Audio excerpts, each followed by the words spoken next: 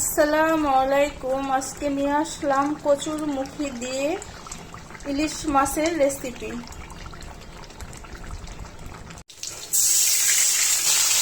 রসুন বাটা দিয়ে দিলাম, হলুদের গুঁড়ো, মরিচের গুঁড়ো,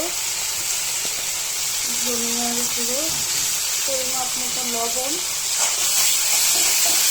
এখন কচু মুখিগুলো দিয়ে দিব, ভালোভাবে মশলার সাথে কষিয়ে নিব।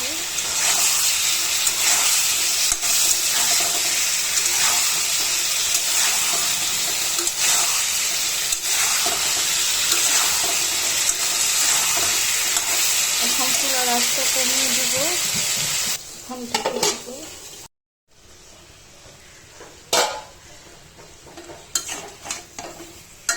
কচুর মুখিটা কষানো হয়েছে, এখন আমি ইলিশ মাছগুলো দিয়ে দিব।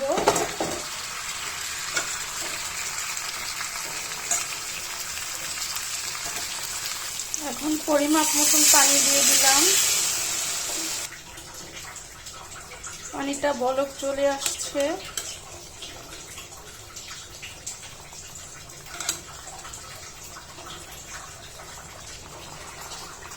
এখন আবার ঢেকে দিব যেন আস্তে আস্তে সিদ্ধ হয় মাছটা।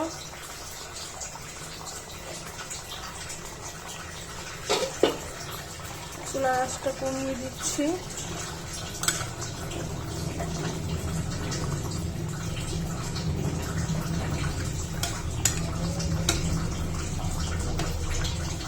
কারিটাও সিদ্ধ হয়ে গেছে, আর একটু সিদ্ধ হবে, এই কারণে কমিয়ে দিচ্ছি যেন আস্তে আস্তে সিদ্ধ হয়ে যায় ভালোভাবে।